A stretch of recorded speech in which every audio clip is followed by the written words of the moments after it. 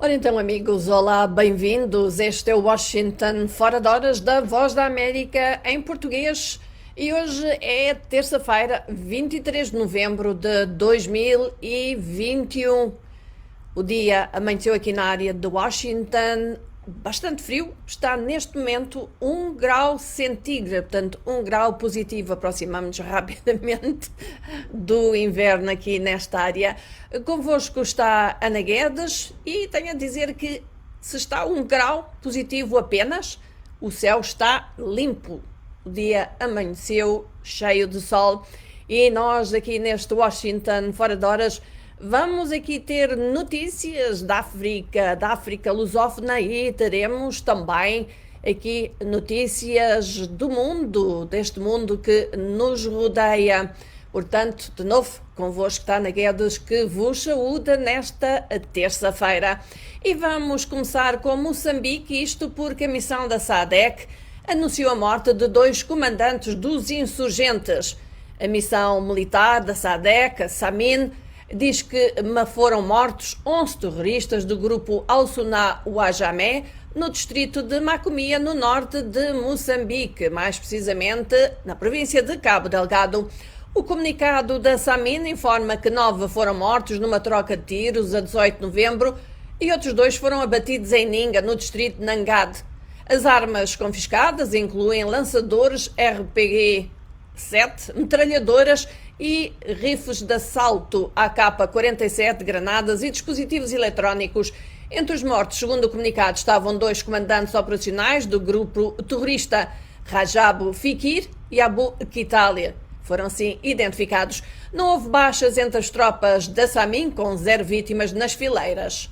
As forças da SAMIN, adianta-se, continuam a dominar e a perseguir os insurgentes na área operacional, pois eles foram desalojados das suas bases principais a sul do rio Messala. Lê-se ainda neste comunicado da missão militar da SADC em Moçambique. Ainda em Moçambique, o antigo governador do Banco de Moçambique, Ernesto Govo, admitiu hoje que os contratos de financiamento das empresas beneficiárias do dinheiro das dívidas ocultas continham uma irregularidade. Mas, diz ele, foram autorizados porque era uma questão de soberania e urgente. Para mim, diz ele, era irregularidade suprível, afirmou Govo, que falava como declarante em resposta ao interrogatório do juiz que julga o processo principal das dívidas ocultas no Tribunal Judicial da cidade de Maputo. Ele assumiu que os contratos de financiamento das 3 empresas que beneficiaram do dinheiro das dívidas ocultas deram entrada no Banco Central já assinados com os bancos estrangeiros que concederam os empréstimos. Segundo a legislação moçambicana, os documentos deviam ter sido objeto de autorização do regulador sem terem sido assinados antes. O antigo governador do Banco Central assegurou que a instituição exerceu o seu dever de verificar a conformidade dos contratos seguindo critérios técnicos, tendo autorizados empréstimos por se tratar de matéria de soberania e urgente. Ernesto Govo assinalou que o Serviço de Informações de Segurança do Estado, o SIS, apontava a crise política e militar que o país vivia depois das eleições gerais de 2009 e as ameaças de pirataria na zona económica exclusiva como realidades que exigiam o reforço das capacidades de defesa e segurança do país. O antigo governador do Banco de Moçambique avançou que não alimentou reservas em relação ao expediente e autorização das 3 empresas, porque o respectivo pedido vinha acompanhado de garantias assinadas pelo aquele que era então o Ministro das Finanças, Manuel Changa. Continuando com Moçambique, os deslocados, devido ao terrorismo na província moçambicana Cabo Delgado, no centro de deslocados de Corã, no distrito de Meconta, isto na província de Nampula, queixam-se de passarem fome devido à redução da ajuda. O governo, através do Instituto de Gestão de Riscos de Desastres Naturais, tem feito a distribuição dos alimentos, mas as famílias dizem que não chega para todos. Em conversa com a Voz da América, alguns disseram que há famílias com mais de 10 pessoas que recebem 10 quilos de farinha de milho, arroz e 2 litros de óleo, o que é insuficiente para o sustento durante o mês. Adelaide Firmino diz que na sua casa, por exemplo, vivem 6 adultos e 10 crianças, 3 delas órfãos de mãe e pai, assassinados pelos insurgentes. Não chegam sequer para 2 semanas, diz ela, assim como Renata Mpulanga, chefe de um agregado de 9 pessoas. A redução da ajuda alimentar, segundo Mpulanga, está a complicar a vida dos deslocados que dependem somente do governo depois de terem perdido tudo devido aos ataques dos insurgentes em Cabo Delgado. Entretanto, uma fonte do Instituto em Nampula adiantou à Voz da América que o governo e parceiros têm regularmente canalizado apoio alimentar e não só para os deslocados daquele centro, mas os produtos tornam-se insuficientes à medida que chegam mais deslocados de forma clandestina. Alguns deslocados sugerem que o governo deve apoiar pequenos projetos de geração de renda para que eles sejam independentes. A plataforma ambiental Friends of the Earth, portanto Amigos da Terra, quer que o governo britânico deixe de investir no megaprojeto que a Total tem em Cabo Delgado. Os ativistas que lançaram uma petição pública, segundo o site 360 Moçambique, notam a contradição do governo entre as promessas de combate às mudanças climáticas e o investimento no projeto da Total, e o protesto está a ter uma forte adesão nas redes sociais. O governo do primeiro-ministro britânico Boris Johnson mantém a intenção de investir cerca de 970 milhões de dólares para apoiar o projeto de gás da Total em Cabo Delgado. O governo, diz a petição, precisa de fazer tudo o que estiver ao seu alcance para apoiar a transição para as energias renováveis e não para apoiar novos projetos de combustíveis fósseis. A petição desta ONG parece ganhar grande tração nas redes sociais e foi apoiada por outras organizações ambientais através do Twitter, o que ajudou a aumentar o número de subscritores. E nós já vamos a Angola, mas vamos ver, entretanto, quem se juntou a nós nesta terça-feira, é que aqui na área de Washington está 1 grau positivo, apesar de estar sol. Portanto, temos connosco o Vítor Costa, ele está em Inhambane, Moçambique. Temos também, desde a África do Sul, Mpumalanga, temos o Juvencio Albano Bié, acaba de entrar connosco em sintonia, o Júlio Fernando Sacanho, ele está em Luanda, Angola. Temos também connosco desde Nampula, Olga Júlio. Eu espero que a Olga tenha estado atenta à notícia que nós tínhamos sobre Nampula, sobre deslocados de Cabo Delgado que se encontram em Nampula. Temos também connosco o Juvencio Bié, também já tinha dito, ele está em Mpumalanga, isto é na África do Sul. Temos também connosco o Paz da Silva, ele está na Guiné-Bissau. Temos connosco desde Cabo Delgado, Abudo Cefo. Já agora, Abudo, onde é que você se encontra exatamente em Cabo Delgado? E já agora, diga-nos como é que está a situação por aí, como é que as pessoas veem a situação por aí. Temos também o Zacarias António Matezinha, ele está ligado desde Maputo, Moçambique. Temos desde Angoche, em Moçambique, o Sabino Pedro. Temos ainda connosco em Moçambique o Jorge Vaz. Já agora, Jorge, onde é que você está? Precisamente em Moçambique. Portanto, estes são alguns dos nossos amigos que se juntaram a nós, para além do Mahmoud Iqbal Daoud, o nosso amigo regular que se encontra em Quelimane. Temos também connosco desde Bissau, Papira Pereira, e temos também o Celso Fuquiço, aliás. Já agora, Celso, diga-me lá, onde é que você se encontra? Vamos então aqui avançar para as notícias. Como eu tinha dito, vamos até Angola. Isto porque se anuncia uma greve dos médicos em dezembro. O Sindicato Nacional dos Médicos convocou hoje uma greve geral em todas as unidades sanitárias para 6 a 10 de dezembro, e isto para exigir aumentos salariais, melhoria de condições laborais e o reenquadramento do médico Adriano Manuel, que foi suspenso há 18 meses pelo Ministério da Saúde.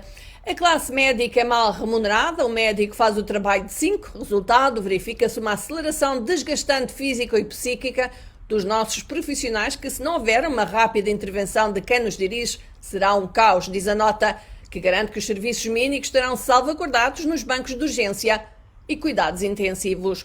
Ainda em Angola, a Federação dos Sindicatos da Administração Pública, Saúde e Serviços considera injusto um aumento salarial na função pública sem que seja atualizada às categorias exigidas por 41.444 funcionários do regime geral que estiveram em greve há alguns meses, devido exatamente às discrepâncias nos salários. Em reação à possibilidade ventada pelo governo angolano à margem da discussão do Orçamento Geral de Estado para 2022, O líder da organização sindical em causa, Custódio Cupsala, afirma que as autoridades podem estar a fugir de medidas para o fim das assimetrias salariais para poupar dinheiro.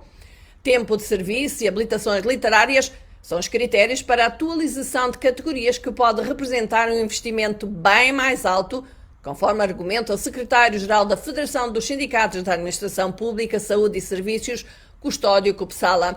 Aquele sindicalista adverte também que um aumento salarial não deverá abranger o setor empresarial público, mas defende a introdução do salário mínimo nacional. O salário mais baixo na função pública em Angola, praticado no setor da agricultura, é de 21 mil kwanzas, cerca de 34 dólares norte-americanos. O Ministério das Finanças, segundo a sua titular, Vera Daves, e o setor do trabalho e segurança social estão a analisar os prós e os contras de um eventual aumento salarial. Este é um tema que vamos desenvolver na nossa emissão de rádio desta terça-feira. Vamos até a Guiné-Bissau, onde a Ministra dos Negócios Estrangeiros e Cooperação Internacional e das Comunidades, Suzy Carla Barbosa, afirmou que o governo guineense está disposto a cooperar com a República Popular da China dentro do quadro da iniciativa Uma Faixa e uma Rota, explorando várias áreas de cooperação para o benefício mútuo, nomeadamente as infraestruturas, as pescas, a educação, a saúde, a agricultura, entre outras. A governante falava na cerimónia de assinatura de um memorando de entendimento entre o governo da Guiné-Bissau e a China sobre a cooperação no âmbito daquela iniciativa. Suzy Barbosa disse que a Guiné-Bissau dispõe de recursos naturais em grande quantidade para competir de forma sólida no mercado cada vez mais global, havendo uma necessidade de promover a cooperação bilateral.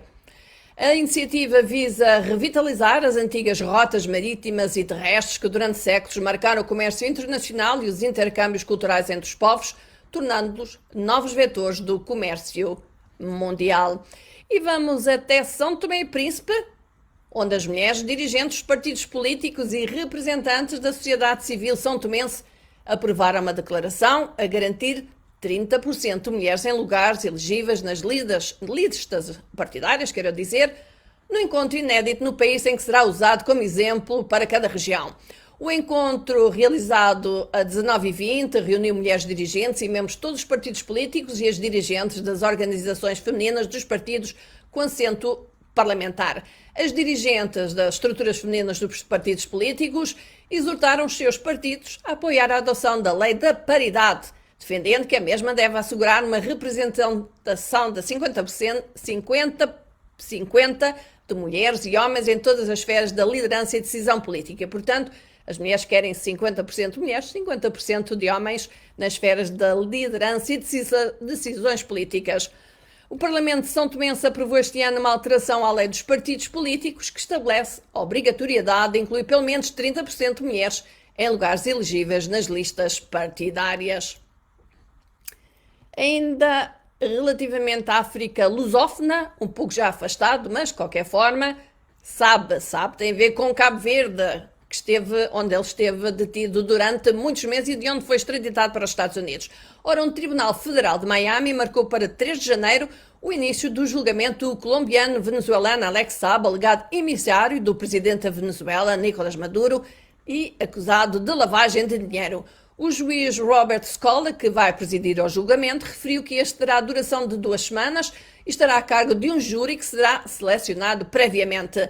Alex Saab, detido em Cabo Verde e extraditado para os Estados Unidos, declarou-se inocente no caso da lavagem de dinheiro no passado dia 15. Incorre numa pena de até 20 anos de prisão. E vamos então voltar para saber quem se juntou, entretanto, a nós e que eu não referi previamente. Temos o Caputo Júnior Salvador, ele está em Angola. Temos o Marcos de Xai-Xai, diz boa tarde, voz da América Portuguesa e a todos que estão ligados. Ele fala do julgamento, creio eu, o julgamento é uma fantochada, esses deviam ser julgados nos Estados Unidos, portanto estará a falar do julgamento que continua a decorrer em Maputo, relacionado com as dívidas ocultas. Temos o Fernando Mulaveia, diz que está conectado. Temos também connosco desde Angola o Jorge André e temos também connosco Chamba Netuto, aliás, Netuto, olá, Chamba, como vamos? Temos ainda também o Sergei Kalashnikov. Ele diz essa greve que estão a fazer é justa porque a elite não está preocupada com o bem-estar dos mesmos. Compram carros de luxo como a versão de 2021 da Land Cruiser e as pessoas estão a padecer. Ora, deveremos estar aqui a falar, possivelmente, de Angola. Temos também connosco, que entretanto me saltou aqui, fugiu-me, como eu tinha dito, o Abias Selivi, creio eu. Ele está no Huambo, em Angola. Temos também Eduardo Lopes, no IGE, em Angola. Ora, como é que vai o IGE, que eu visitei há uns anos. E pronto, vamos então aqui voltar para as notícias, para dizer que vamos falar agora de crianças soldado, porque presas em conflito, as crianças da África Ocidental e Central são as mais recrutadas pelos grupos armados do mundo e têm também o maior número de vítimas de violência sexual, diz um relatório divulgado nesta terça-feira pelo Fundo das Nações Unidas para a Infância, Unicef. Durante 5 anos, a região tem assistido ao aumento de conflitos, em que mais de 21 mil crianças foram recrutadas por forças governamentais e grupos armados, isto segundo refere o relatório. Além disso, mais de 2.200 crianças na região têm sido vítimas de violência sexual desde 2016. Lê-se no relatório, mais de 3.500 crianças foram raptadas, o que faz desta região aquela que tem o segundo maior número de raptos do mundo, isto segundo o relatório então da Unicef publicado hoje. Os números e tendências são extremamente preocupantes para as atuais e futuras gerações de crianças, disse Marie-Pierre Poirier, que é a diretora regional da Unicef para a África Ocidental e Central, em declarações à Associated Press. Em partes em conflito, ou aliás, as partes em conflito utilizam as crianças não só como combatentes, mas também como batedores, cozinheiros, carregadores, guardas, mensageiros e muito mais. Muito especialmente as raparigas também são sujeitas a violência baseada no género. Continuando em África, o primeiro-ministro etíope Abiy Ahmed disse ontem que se vai dirigir para a frente de guerra para liderar os soldados que lutam contra os rebeldes à medida que o conflito em um ano se aproxima da capital Addis Abeba. Em declaração no Twitter, Abiy surgiu, a declaração feita pelo primeiro-ministro etíope via Twitter surgiu quando o grupo rebelde da Frente de Libertação do Povo Tigray continua a pressionar em direção a Addis Abeba, reivindicando o controle da cidade de Shewa Robit, apenas 220 km a nordeste da capital, Addis Abeba. O partido que apoia o governo esteve a discutir exatamente a guerra e, após isso, o ministro da Defesa disse aos meios de comunicação social estatais que as forças de segurança iriam embarcar numa ação diferente, sem, todavia, fornecer pormenores. De recordar que a Abiy enviou tropas para a região de Tigray, a norte do país, para derrubar a TPLF em novembro de 2020, afirmando que era uma resposta aos ataques que a TPLF tinha feito a campos do exército, mas mais de um ano depois a guerra prossegue. Hoje a TPLF avançou para as regiões vizinhas de Afar e Amara. Entretanto, o enviado especial da União Africana para o Corno da África, Olusegun Obasanjo, tenta levar as partes a acordar num cessar-fogo, mas até agora tem havido poucos progressos. De referir também que hoje a África do Sul e o Quênia apelaram às partes em conflito na Etiópia para se empenharem num cessar-fogo imediato e a França pediu aos seus nacionais para abandonarem rapidamente a Etiópia. Continuando aqui com notícias ainda da África, na África do Sul, o ANC no poder perdeu o controle de Joanesburgo ontem, quando o Conselho escolheu para presidente da Câmara um membro da oposição que assim passa a liderar a maior cidade do país. O ANC perdeu as eleições locais no dia 1 de novembro, na sua pior exibição nas urnas desde o advento da democracia em 1994. O Conselho Municipal de Joanesburgo escolheu Mfu Paltaz, da Aliança Democrática, para liderar a cidade. Ela é a primeira mulher negra a fazê-lo e a primeira mulher desde 1946. A Guarda Costeira de Marrocos salvou mais de 140 migrantes africanos e asiáticos em dificuldades que entravam a bordo de barcos improvisados, isto segundo uma fonte militar. Os imigrantes eram da África subsaariana e de 10 países asiáticos, segundo a fonte citada pela agência noticiosa oficial marroquina, que não especificou a localização da operação de resgate, mas disse que os migrantes receberam primeiros socorros no mar antes de serem entregues à polícia para procedimentos administrativos habituais.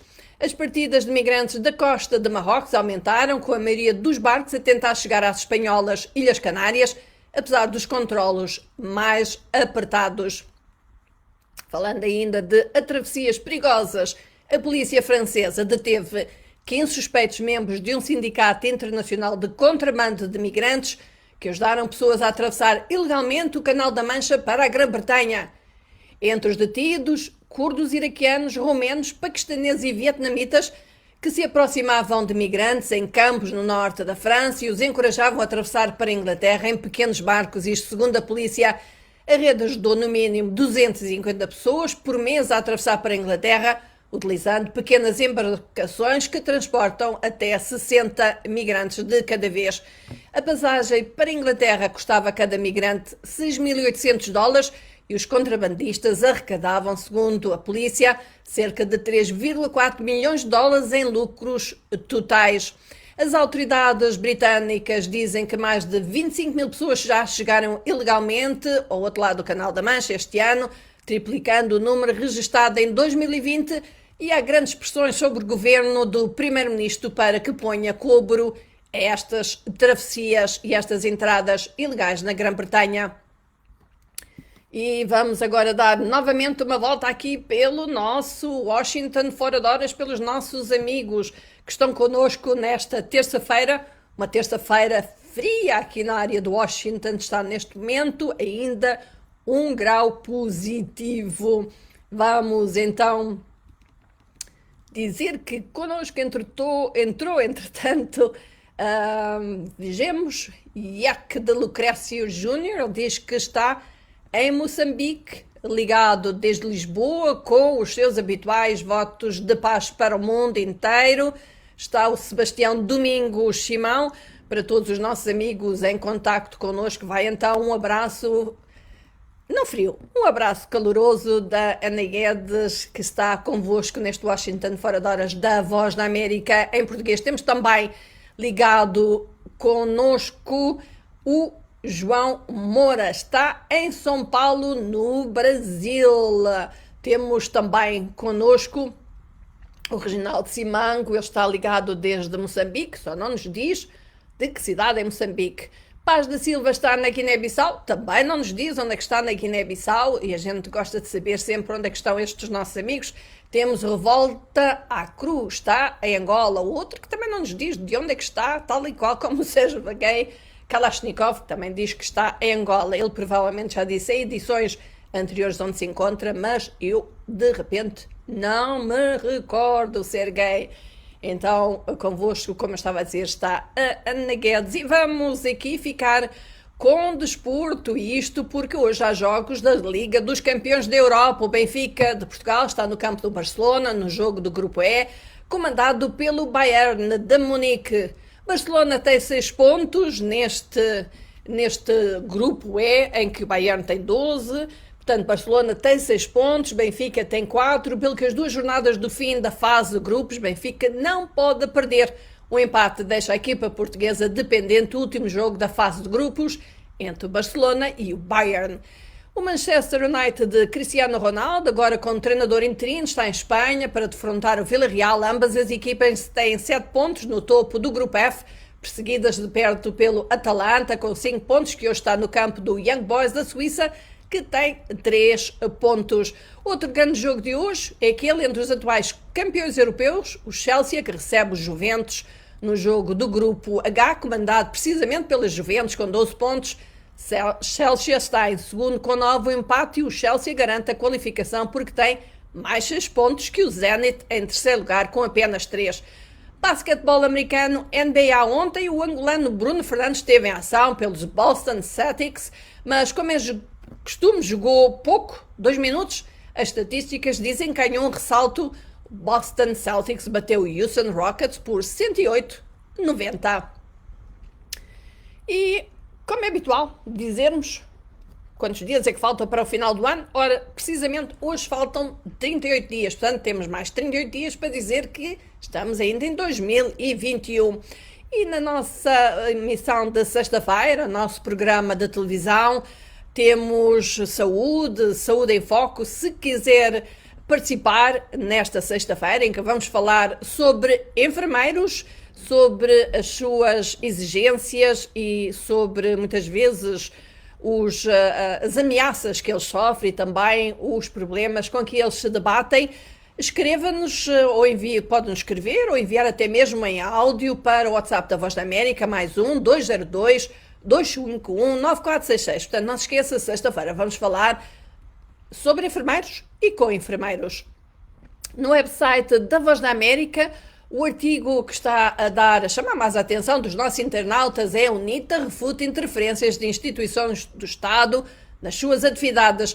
A queixa-crime contra Adalberto Costa Júnior, apresentada pelo cidadão e ex-militante da UNITA Rui Manuel Galhardo da Silva, voltou à baila depois da Procuradoria-Geral da República ter dito à Voz da América, 18 de outubro, que o mesmo tinha sido arquivado. Galhardo da Silva, entretanto, disse ter sido informado pela Procuradoria, na passada sexta-feira, que o processo não morreu e que vai em frente. Tanto leia mais em voaportuguês.com. No Google, entre os vários tópicos populares, nesta terça-feira, 23 de novembro, destacamos um de entretenimento aqui nos Estados Unidos. O ator de House of Cards, Kevin Spacey, está trending nas pesquisas da Google. Kevin Spacey deve $31 milhões em danos por ter sido demitido da série da televisão, exatamente House of Cards. O ator de 62 anos interpretou o político Frank Underwood em House of Cards por 5 temporadas, mas foi expulso da sexta e última depois que alegações de má conduta sexual interromperam a produção e o ator acabou então por ser afastado. A justiça agora decidiu a favor de MRC, a produtora por detrás da produção da Netflix de House of Cards, concluindo que Spacey violou os termos do seu contrato, determinando que o ator terá que pagar $31 milhões por esta quebra de contrato. Desde o escândalo de má conduta sexual, Spacey não tem tido trabalho no mundo da representação. E pronto, amigos, nós estamos a chegar assim ao final deste Washington Fora de Horas da Voz da América em português. Convosco nesta terça-feira esteve Ana Guedes, mas antes de dizer bye-bye, de dizer que o Costa Pedro Caculete está em Angola, na província da Huila, no município do Quipungo. Temos também connosco o Franlinel Lércio Lemos. Ele diz: o diamante sangue ainda está em Angola, mas não beneficia o povo das Lundas Norte, que também, o que é lastimável. Portanto, aqui uma questão dos diamantes de sangue. E pronto, então, de todos, vai despedir Ana Guedes, que esteve convosco nesta terça-feira, dia 23 de novembro de 2021. Uma semana em que os Estados Unidos celebram o Dia da Ação de Graças. Vai ser na quinta-feira. De todos, vai despedir Ana Guedes. Desejo a todos os que estiveram connosco que tenham um bom resto de dia de terça-feira. Eu vou voltar para a semana. Até lá, um abraço para todos e, como sempre, fiquem bem. Então, bye bye.